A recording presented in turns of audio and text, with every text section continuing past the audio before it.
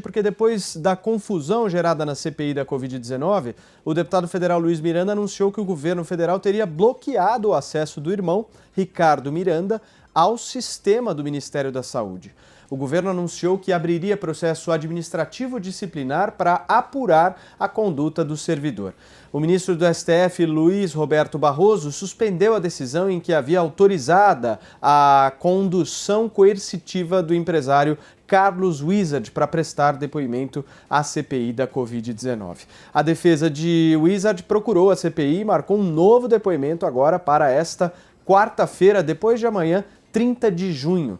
Hoje, pela manhã, na saída do Palácio do Alvorada, em conversa com alguns apoiadores, o presidente Jair Bolsonaro comentou sobre o contrato de compra da Covaxin. Vamos ouvir. Eu recebo todo mundo, né? E daí ele que apresentou, eu nem sabia da questão como é que estava a tratativa da vacina, porque são 22 ministérios, só o ministério do Rogério Marinho tem mais de 20 mil obras. No Tarcísio eu não sei, deve ter algumas dezenas, centenas de obras, eu não tenho como saber. A da Damares, tá? O da Justiça, o da Educação, tá? Então eu não tenho como saber o que acontece nos ministérios, vou na confiança em cima de ministros e nada fizemos de errado. Exato. Agora os caras botam a narrativa, a vacina fissura o governo Bolsonaro no tocante à corrupção.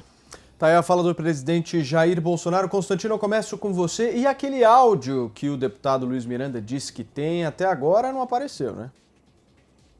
Pois é, né? Vamos ver, vamos aguardar. Eu acho que tem que investigar tudo, mas esse sujeito não exala nenhuma confiança, né? Ele é um conhecido, um notório picareta, para usar uma expressão da minha época, né? Um estelionatário, pelo menos aqui em Miami, todo mundo conhece ele dessa forma.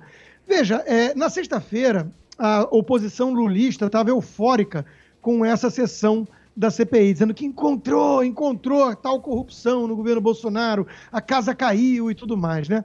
Aí o que a gente vê? O trabalho de um indivíduo que mora na Austrália, né? Que é o Kim Paim, usando apenas coisas reveladas pela imprensa, não teve acesso a nada de fonte primária, sigilosa não, né? Ele vem mostrar exatamente que o Renan Calheiros, por meio do irmão dele, apresentou uma medida provisória exatamente para acelerar a Covaxin. E foi relatado pelo Randolph Rodrigues, né? É uma coisa realmente impressionante. Quer dizer, a pressão toda para acelerar com emergência a Covaxin e a Sputnik, colocando inclusive deadline, prazo para a Anvisa em 7 dias avaliar isso logo e tudo, veio do gabinete paralelo do lulismo.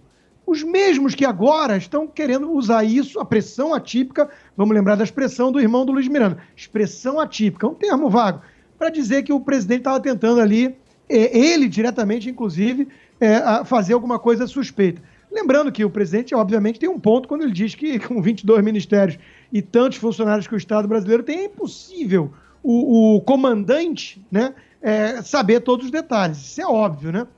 Isso não exime de responsabilidade. Se existiu o crime dentro do Ministério, ele é o responsável por ter colocado as pessoas, né, em última instância. Mas é óbvio que ele não vai ter controle minucioso sobre cada coisa. Então a gente está vendo que a pressão colocada por uma emenda do deputado Ricardo Barros, né, que já era poderoso e líder nos governos Fernando Henrique Cardoso, Lula, Dilma, Temer, né, é uma figura conhecida de longa data e que também tampouco inspira muita confiança.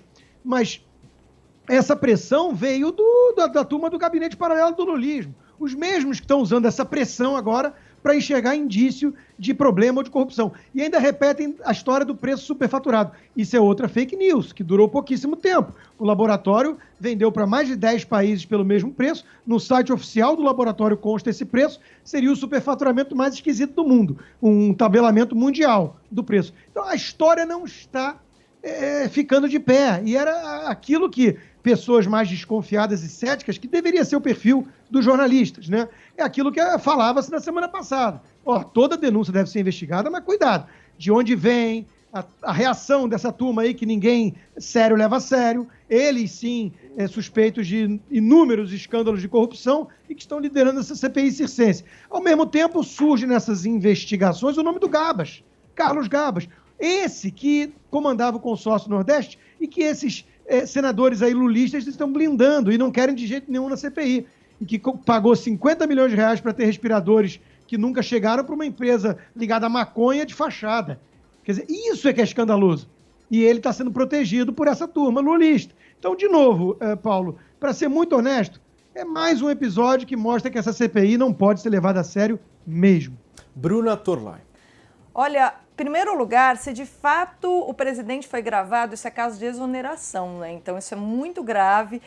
O que aconteceu aí nessa história desse servidor, isso é algo que não tem desculpa. Agora, o que eu acho interessantíssimo dessa história, eu acho que quando tudo que acontece, a gente pode aproveitar para compreender melhor como que as coisas funcionam na prática. Em política, todo mundo acha que golpe de Estado é necessariamente você derrubar o presidente. Golpe de Estado é qualquer tipo de trapaça que se faz nos bastidores de qualquer governo e muitas vezes para afetar aquele de quem você supostamente é aliado. E toda essa trama da Covaxin, ela parece muito como um golpe de Estado nesse sentido, no sentido que foi definido pelo Gabriel Naudet, né? O Gabriel Naudet, que ele conseguiu ali ele descreveu claramente, né, que a noite de São Bartolomeu, a famosa noite de São Bartolomeu, que os protestantes foram atraídos para Paris e foram todos exterminados ali pelo pessoal, enfim, da rainha, a rainha mãe, né, Catarina de Médicis. A gente sabe que o golpe palaciano é rotina no Estado moderno. E isso está com uma cara enorme de golpe palaciano, sobretudo se a gente levar em consideração essas informações que o Constantino trouxe hoje aqui, né? Se você tem alguma relação com o gabinete ali, com Randolph, com Renan Calheiros, quer dizer, cada vez mais está parecendo um golpe palaciano para que o quebra-cabeça da CPI fique montadinho. E aí a gente começa a entender como é que esse enredo dessa peça vai terminar. Amanda Klein. Olha, Paulo, eu acho que a CPI se aproxima cada vez mais do presidente Bolsonaro, né? Todas as linhas de investigação levantadas até aqui apontam para o chefe da República. Tratamento precoce, gabinete paralelo, a tese da imunidade de rebanho, agora corrupção, que abre o maior flanco no bolsonarismo. Por quê? Porque o presidente Bolsonaro sempre se gabou de que no seu governo não havia corrupção, embora, obviamente, isso seja muito discutível, porque a gente tem aí rachadinha, casos de funcionário fantasma quando ele ainda era deputado federal, o ex-ministro Ricardo Salles, Laranjal do PSL e outros casos para contar a história. Mas quando o presidente Bolsonaro fala hoje que ele não pode saber o que acontece em todos os ministérios, isso é desculpa esfarrapada, isso foi usado para todos os chefes de poder para tentar escapar, se excusar de malfeitos. O fato é que o presidente Bolsonaro foi alertado pelos irmãos Miranda, até agora ele não negou essa teoria, essa tese, ele foi alertado pelos irmãos Miranda de possíveis irregularidades e possível corrupção no contrato de compra da Covaxin. Ele teria dito que alertaria o diretor-geral da Polícia Federal. Não fez isso, a gente sabe, porque na PF não consta abertura de nenhum inquérito para investigar esse caso. Então, por isso, a acusação de prevaricação, inclusive o vice-presidente da CPI, senador Randolfo Rodrigues, quer levar uma notícia crime para o STF diretamente dizendo que o presidente da República prevaricou. Agora, e outra menção ao Ricardo Barros, que até agora também não foi desmentida pelo presidente Bolsonaro, está quicando, é um silêncio ensurdecedor. Hoje, quando ele foi dar as declarações, até de forma muito mansa no Palácio da Alvorada, ele não usou uma tática que é muito corriqueira, que é atacar o mensageiro. Por que ele não atacou os irmãos Miranda? Por que não xingou os irmãos Miranda, como ele costuma fazer com Renan Calheiros? Será que ele tem medo de alguma coisa? Ele tem o que esconder? Ou então ele não quer colocar em risco o seu casamento com o Centrão por meio da ruptura com o líder Ricardo Barros, que deve ser convocado para a CPI para depor, e, aliás, já se colocou disposto à disposição da CPI para prestar os esclarecimentos? Quanto vai custar esse casamento do Bolsonaro com o Centrão? Porque a gente sabe qual é a moeda de troca da política, são cargos e verbas em torno de uma fidelidade de apoio da base aliada. E isso o PP e outros partidos do centro fisiológico vêm entregando com muito louvor. Então tem muitos questionamentos, tem muitos pontos nebulosos no contrato com a Covaxin que tem que ser respondido sim. Por que esse contrato foi o mais rápido a ser fechado? Sendo que se tratava de uma vacina muito mais cara do que as outras, a Pfizer e a Janssen, por exemplo, não tinha ainda a fase 3 de testes clínicos com voluntários concluída na Índia e nenhum teste com voluntários no Brasil. Esse contrato com a Covaxin foi fechado no dia 25 de fevereiro, 3 semanas antes do contrato com a Pfizer e com a Janssen. E o governo brasileiro se queixava das cláusulas leoninas com a Pfizer.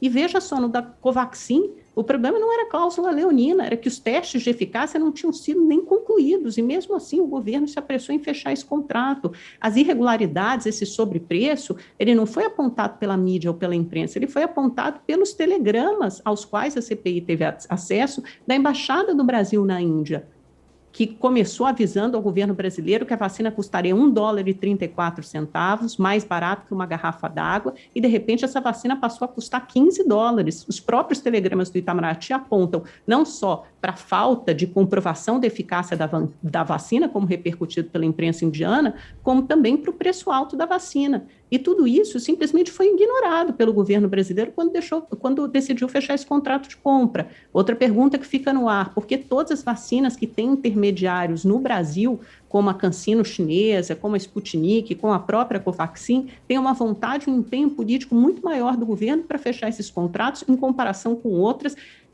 cujo contrato é feito diretamente com o laboratório, como a Pfizer e a Janssen? Então, é preciso avançar, sim, nas investigações para saber, ninguém está acusando de corrupção, mas para saber se há ou não algum mal feito. Serrão, você? É preciso dar parabéns ao Supremo Magistrado Luiz Roberto Barroso pela decisão, pela sapientíssima decisão que ele tomou de voltar atrás na absurda autorização para a condução coercitiva do empresário Carlos Wizard depor nessa CPI. Wizard não é bandido, não é um Lázaro. Ele é uma pessoa que é filantropa, um empresário conhecido, então ele merece ser tratado de maneira digna. E a CPI queria tratá-lo como bandido. Isso é um absurdo. Então, parabéns ao Barroso que voltou atrás. Agora, um desafio ao Renan Calheiros, relator dessa CPI.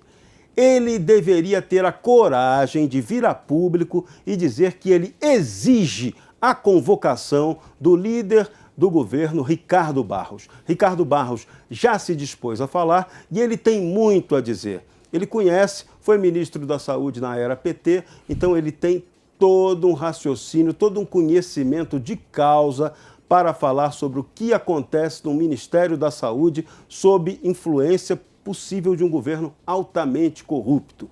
É hora de chamar o líder do governo. Ele tem que dar explicações. O nome dele foi jogado na lama pelos irmãos Miranda, então ele tem que prestar o esclarecimento público nessa CPI. Já que tudo é um espetáculo, então vamos botar mais ingrediente nesse espetáculo da Comissão Picareta de Inquisição. É hora de falar. O presidente Bolsonaro não tem que ter nenhuma ressalva sobre quem vai a essa comissão. O presidente tem apenas que acompanhar, criticar como ele quiser, mas tem que sim abrir e apoiar toda e qualquer investigação sob indício de corrupção. É bom lembrar ao presidente que a máquina joga contra ele. Há muita sabotagem e aparelhamento dentro dessa máquina pública. Então é muito fácil plantar e armar um escândalo, como parece que foi esse. Mas se não foi isso, não interessa.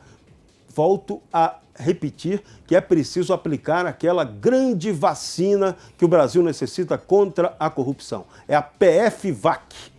Essa vacina funciona bem, a vacina da Polícia Federal contra a bandidagem. Tem 77 investigações contra governadores e prefeitos e outros elementos públicos que têm tudo que ser esclarecido em nome da honestidade, que é uma utopia que a gente busca no Brasil. Constantino, você?